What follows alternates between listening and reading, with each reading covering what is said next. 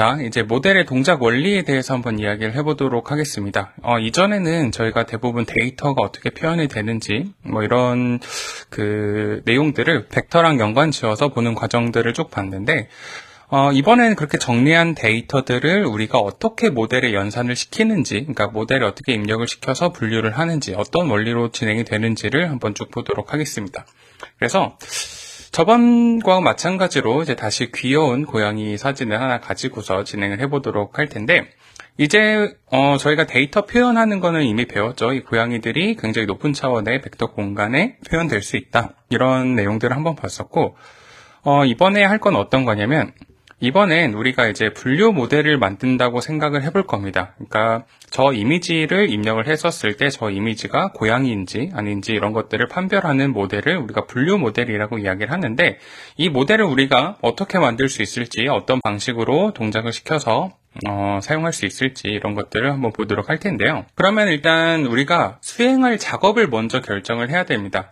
수행할 작업이라고 하면은 우리가 분류 모델을 만들었을 때 저 고양이 이미지가 들어간다면은 저 고양이 이미지를 우리가 고양이다, 아니다 라고 분류할 수 있는 이런 과정들을 이야기를 하는 거죠. 그러려면은 우리가 우선 그 데이터셋이라는 걸 가지고 있어야 됩니다. 그래서 우리가 만약에 이런 고양이 사진과 강아지 사진을 가지고 있다라고 얘기를 했었을 때 우리가 이 사진들을 분류하겠다라는 것을 미리 정해 놓아야지 분류할 수 있는 모델을 학습시킬 수가 있습니다. 그래서 우리가 원하는 것은 이 두 이미지를 모델이 분류하는 것이기 때문에 이렇게 고양이 사진이 들어갔을 때는 이 사진이 고양이다라는 것을 모델이 분류를 해주고, 강아지 사진이 들어갔을 때는 이 사진이 강아지다라는 것을 모델이 분류를 해주는 이런 이제 모델을 우리가 구성을 해보겠다라는 거죠. 그래서 저 문제를 해결하도록 모델을 학습을 시킬 겁니다. 근데 여기서는 일단 학습하는 거에 대해서 전체적으로 이야기하진 않고, 일단 모델이 학습이 되었을 때 얘네들이 어떻게 그 이미지를 분류를 하는지에 대한 것을 좀 보도록 할 텐데, 요게 궁금한 거죠. 저렇게 강아지랑 고양이 사진들을 분류하는 녀석들이 분류 모델이라고 하는데, 그렇다면 분류 모델은 어떻게 이미지를 분석을 하는 것일까라고 생각을 한번 해볼 수가 있겠죠. 그래서 이걸 일단 보려면은 우리가 이미지를 벡터 공간으로 입력할 수 있는 것, 그러니까 우리가 이전에 봤었던 데이터를 벡터화 시키는 것에 대한 부분들을 먼저 생각을 해볼 수가 있겠죠. 그럼 여기서는 우리가 조금 쉽게 접근을 하기 위해서 고양이 사진이 흑백 이미지에다가 총 28 곱하기 28짜리 이미지다라고 생각을 한번 해보도록 하겠습니다. 그러면은 우리가 이전에 봤었던 9픽셀짜리 이미지처럼 이 흑백 이미지도 28개의 픽셀들을 가지고 있기 때문에 이 픽셀들을 우리가 벡터화를 시키게 되면은 이렇게 변할 수가 있게 되겠죠. 그러면은 여기 28 곱하기 28짜리는 총 784개의 픽셀을 가지고 있기 때문에 이 픽셀 하나를 벡터로 놓았을 때 이 픽셀들이 각각의 특징이 되면서 총 784차원의 공간을 만들어낼 수 있다라는 부분으로 생각을 할 수가 있겠죠. 그래서 이걸 다시 그려보면은 우리가 이 흑백 이미지를 각각의 벡터 형태로 만들었을 때 이 벡터들이 총 784개의 어떤 특징을 가진 어떤 값으로 설정이 되겠죠. 왜냐하면 픽셀 하나가 이미 값을 가지고 있는 상태에서 이렇게 나열을 했기 때문에 총 784개 벡터가 나오게 되고, 요거를 이 공간 안에 한 점으로 만들 수가 있습니다.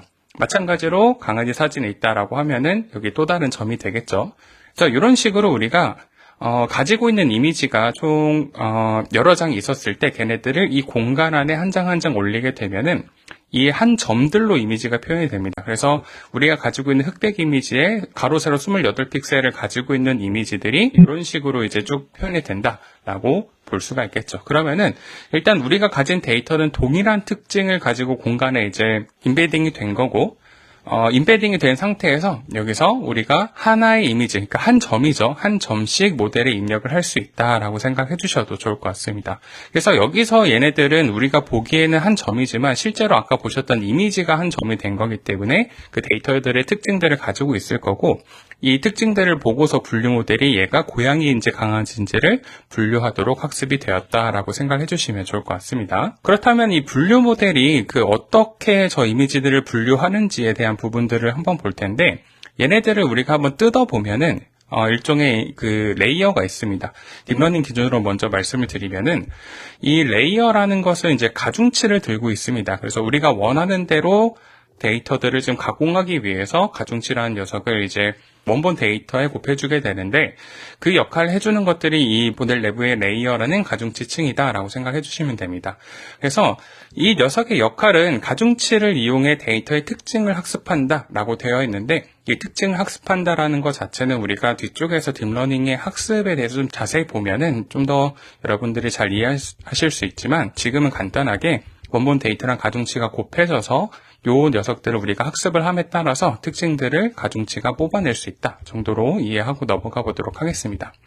그리고 추가적으로 레이어가 할 수 있는 것 중에 중요한 건 어떤 거냐면 입력되는 차원에 대해서 출력되는 차원을 줄이거나 늘릴 수 있는 역할을 할 수 있다라는 겁니다. 우리가 그 레이어 내부 연산을 직접 이제 하나씩 뜯어보진 않겠지만 예를 들어서 우리가 가진 이미지의 특징이 784차원의 데이터를 가지고 있다라고 하면은 이 레이어를 통과하면서 가중치 연산이 되고 여러 연산이 진행이 되면서 그 차원 자체를 줄일 수가 있습니다. 예를 들어서 784차원이 들어갔었을 때 레이어 1을 통과하면은 뭐 128차원이 나온다든지 두 번째 레이어에서 128차원이 들어가면은 뭐 32차원이 나온다든지 그리고 세 번째 레이어를 들어갔었을 때 32차원이 2차원이 된다든지 하는 식으로 이 레이어를 통과시키면서 데이터를 이제 압축을 시킬 수가 있는데 이렇게 차원을 정리하면서 이제 압축을 시키는데 이걸 차원을 줄이는 것만 하는 게 아니라 굉장히 높은 차원에 있는 데이터들을 낮은 차원으로 잘 정리를 해 나가면서 데이터들을 압축을 하게 된다라고 생각을 해주시면 좋을 것 같습니다. 그래서 결국 이제 어떻게 결과가 나오는 거냐면 우리가 가진 이미지 데이터가 784차원의 높은 데이터였지만 최종적으로 모델이 리턴을 해주게 되는 값은 2차원 데이터가 되게 되는 거고 우리가 이 데이터를 이용해서 이미지가 들어왔었을 때 이게 고양이인지 강아지인지를 좀 분류할 수 있는 모델이 만들어질 수 있다라고 생각해 주시면 좋을 것 같습니다. 그래서 이 고양이 이미지가 들어왔을 때 모델의 마지막 단에서는 이렇게 2차원으로 데이터가 압축이 된 것을 볼 수가 있고 마지막에 우리가 그 액티베이션 펑션이라는 얘네들을 확률로 바꾸는 모델을 이용해 가지고 이 이미지 자체가 고양이인지 강아지인지에 대한 확률을 우리한테 리턴을 해주는 방식으로 동작을 하게 됩니다.